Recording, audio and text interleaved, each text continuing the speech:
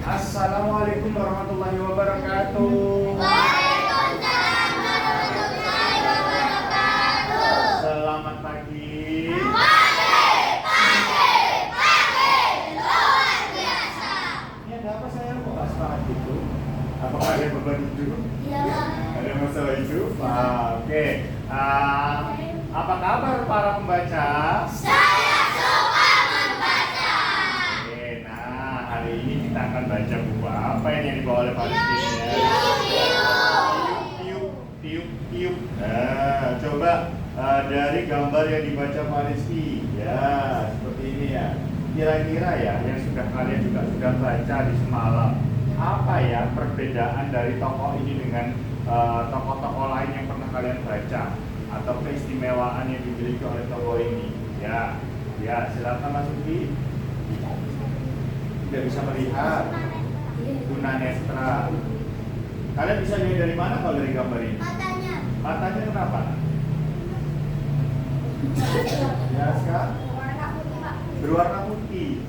Sedangkan ada tokoh lain warna matanya hitam ya.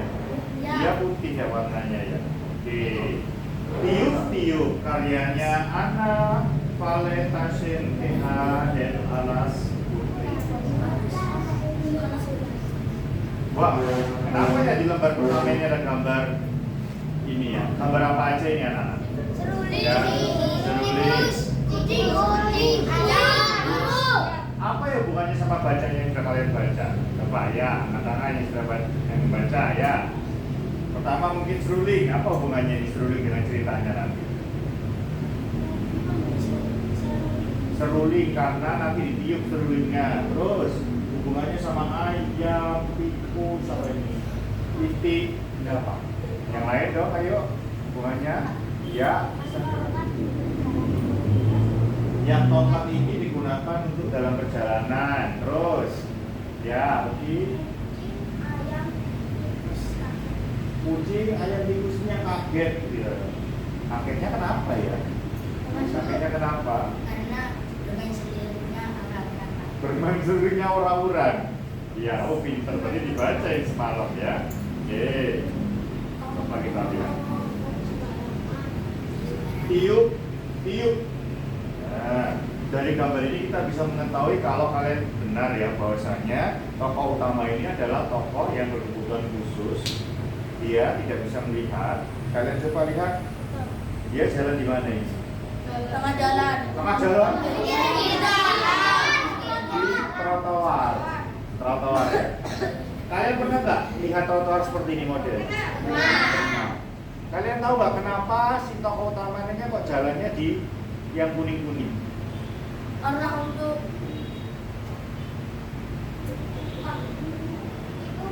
itu warna kuning itu biasanya buat kalau kena naik. Iya. Kalau kamu sering lihat di trotoar, pasti ada kuning yang ada bentol-bentolnya atau ada kayak timbul itu lurus-lurus itu. Itu digunakan untuk para teman kita yang tunanetra untuk mengetahui jalan ini lurus, belok atau tidak. Jadi ada gunanya. Makanya jangan pernah dirusak. Itu membantu teman kita untuk lebih mandiri tanpa bantuan siapapun. Dia bisa melihat diraba dengan frognya ini. Oh ini lurus. Oh ini pertigaan. Nah itu apa artinya?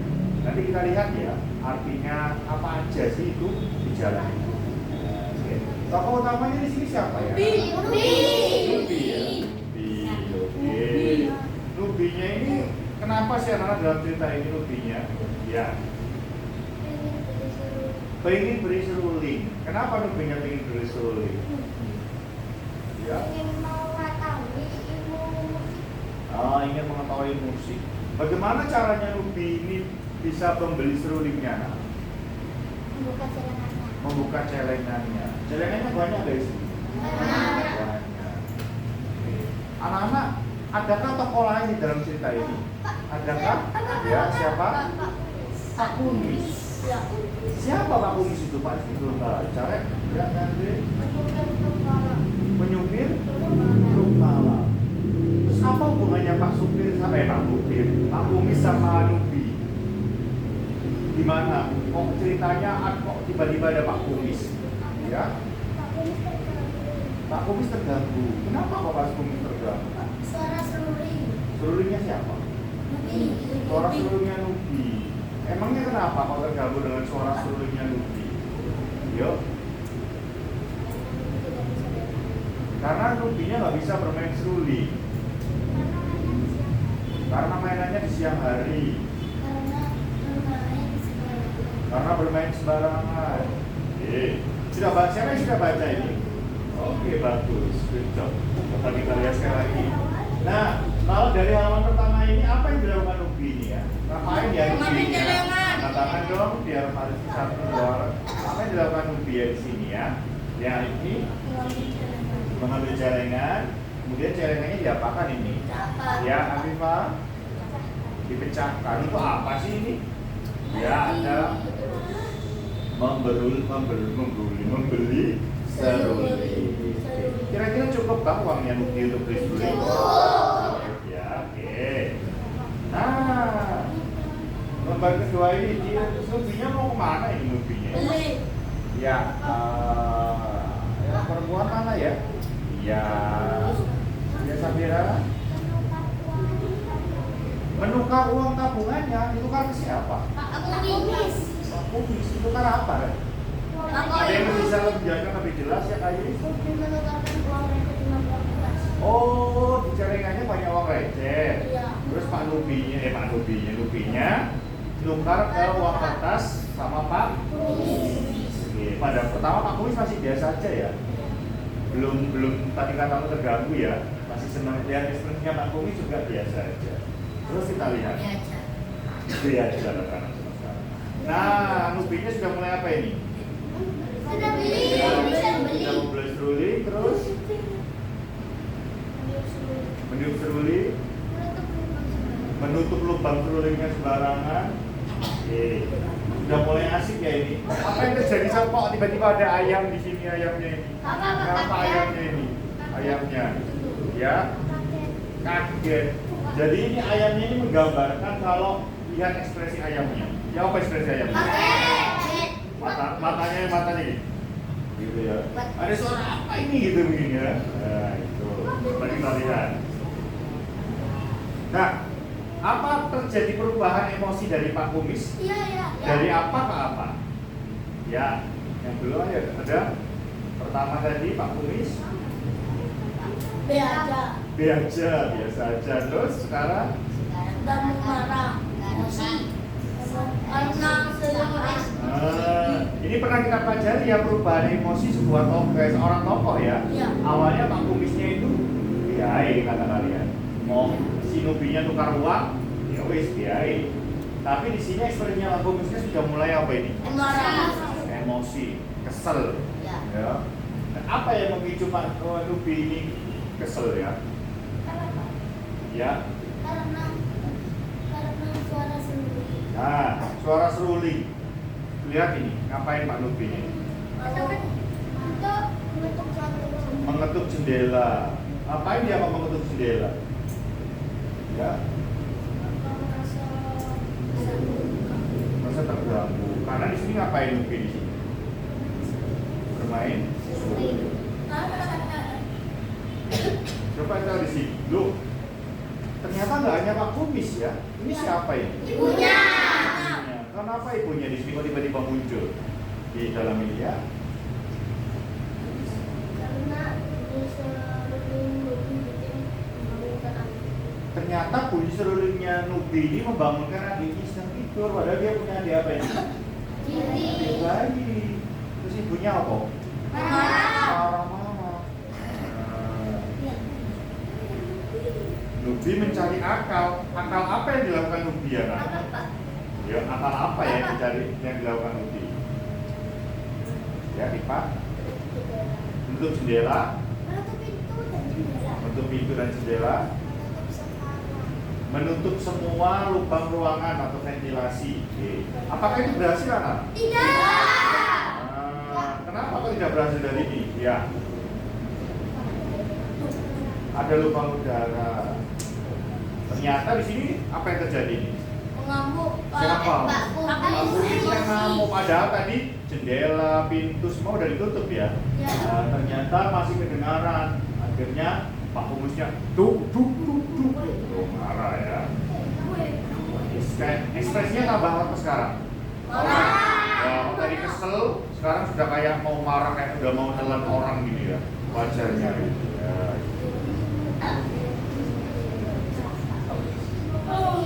Tuh.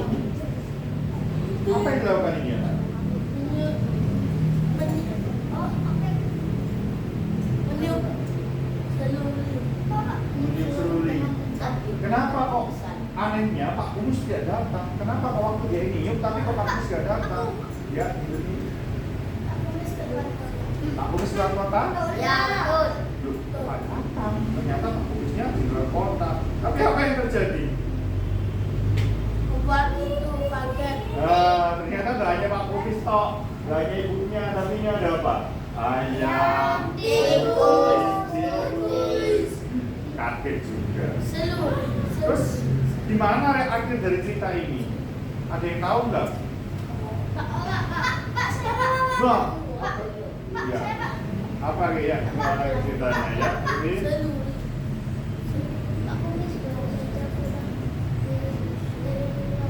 Pak Kumis keluar ke kota. Terus endingnya gimana? Ending ceritanya? Pak Kumis mengajari Lubi cara bermain. Akhirnya Lubinya bisa nggak? Bisa. Terus kemudian ketika Lubinya sudah bisa bermain seruling, apa yang terjadi? Lubi ingin membeli. Ternyata Lubi ini adalah seorang teman kita yang memiliki kebutuhan khusus karena dia tunanetra, tapi dia punya bakat di mana ya? Alat musik. Ternyata tidak hanya dia ingin bermain seruling, tapi dia juga ingin alat musik lain seperti tadi katamu bermain ukulele.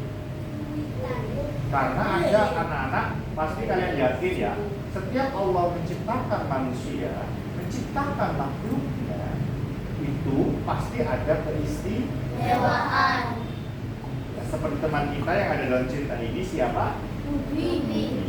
Dia seorang tunanetra, tapi dia memiliki bakat yang bagus di musik.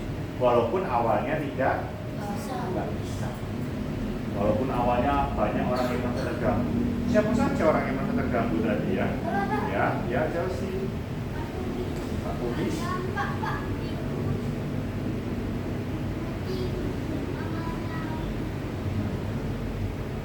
Banyak sekali ya merasa terganggu.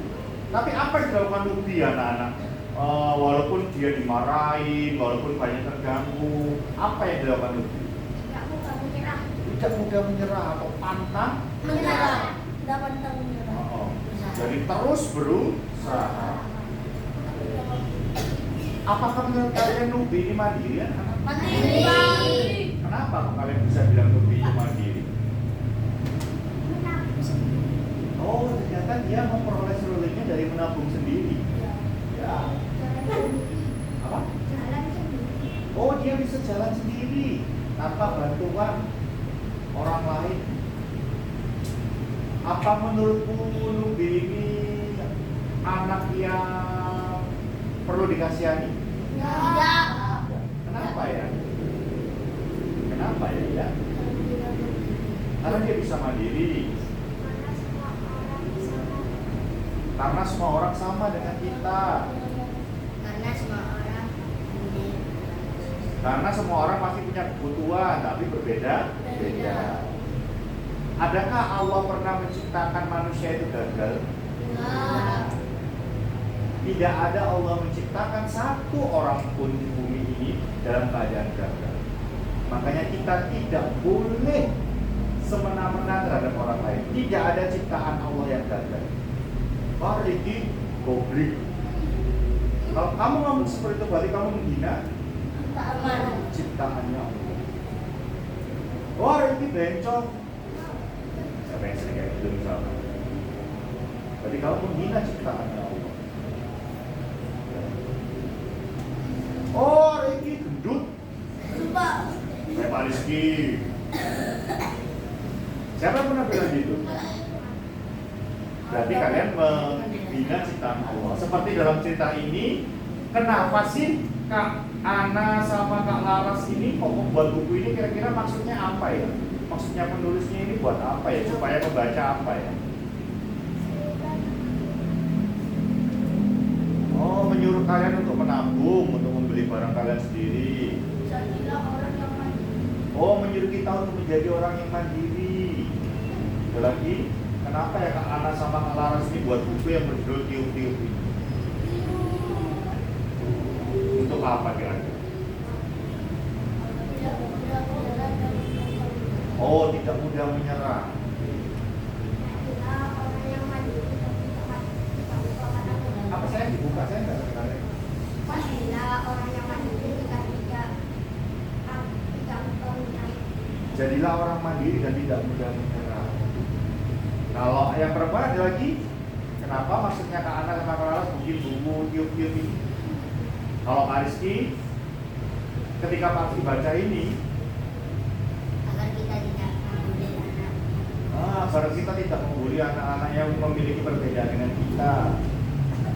Tahu nggak, kalian pertama kali baca buku ini, Pak Rizky perasaannya campur aduk. Perasaanmu pertama kali baca buku ini apa perasaan? Senang? Iya aja. Ada lagi perasaanmu ketika baca buku ini? Yang perempuannya, Siva baca buku ini sayang?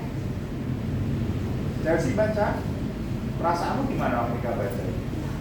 Senang. Ada lagi, kalau Afifah baca buku ini gimana? Senang. Oke. Kalau Pak Rizky baca buku ini, pertama kali Pak Rizky menemukan buku ini ya di perpustakaan online, hatinya Pak Rizky itu bercampuran. Kenapa? Antara senang dan sedih. Kenapa Pak Rizky merasakan seperti itu? Senang karena Pak Rizky menemukan buku yang bagus. Bukunya menyampaikan pesan yang sangat bagus. Pasti si pembuat ini gak gampang buat buku ini, gak gampang. Ya makanya saya harus bisa mengapresiasi. Saya harus bisa menghargai. Ya, saya tidak mengatakan biasa saja, karena ini pasti orang ini buatnya pasti susah. Kita disuruh buat belum tentu kita bisa. Gitu.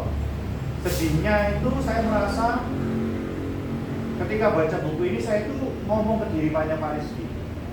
Jangan-jangan selama Pak Rizky hidup 35 tahun ini, Pak Rizky pernah tidak menghargai ciptaan Allah. Jadi Pak Rizky kayak berkaca gitu setelah baca buku ini. Ya Allah, dari ceritanya Nubi ini, Nubi yang diberikan keistimewaan saja dia mampu mandiri, tidak pantang menyerah. Apakah aku selama ini seperti itu ya? Saya dikit-dikit mengeluh, dikit-dikit marah. Padahal si Nubi ini, lihat Nubi, apakah dia ada marah? Ya. Jadi di bulan Ramadan ini pasti sering sekali menemukan buku-buku seperti ini, kayak Pak Rizky ngomong ke dirinya, Pak Rizky, ya Allah, kalau selama ini Pak Rizky salah dan banyak mengeluh, padahal banyak sekali ciptaanmu yang mungkin lebih susah daripada Pak Rizky, tapi tidak mengeluh. Jadi Pak Rizky baca buku ini campur aduk. Ya, saya ingin nanti anak-anaknya Pak Rizky, semua yang ada di sini lebih bisa menghargai sekecil apapun itu. Ya, lebih bisa menghargai. Alah Pak, itu aja kok. No. Jangan pernah berbicara seperti itu. Ya sayang ya, kita menghargai setiap orang. Ya, setiap apa yang kita baca. Oh ya Allah, banyak sekali hal-hal yang harus kita syukuri. Ya. Dari buku ini kita bisa belajar banyak hal ya. Pesannya ya, amanatnya ya. Ternyata kita harus jadi manusia, harus bersyukur. Ternyata kita harus jadi mandiri. Kita jadi orang yang tidak mudah menyerah dan sebagainya. Menurut kalian membaca asik nggak ya? Asik. Kalian suka nggak membaca? Suka. Atau katanya sama apa tadi, B aja Pak, atau B aja? Tidak. Kalian harus mulai suka membaca ya. Gak apa-apa, nanti mungkin Aska suatu saat nanti menemukan keasikan membaca. Jadi yang pernah Marsi tempel di situ, nah itu coba baca. Bill Gates, penemu Microsoft dan pernah menjadi orang terkaya di dunia. Ia mempunyai kebiasaan membaca 50 buku per tahun, atau dia menyelesaikan 1 buku setiap minggu. Lalu Anda, berapa buku yang Anda sudah baca?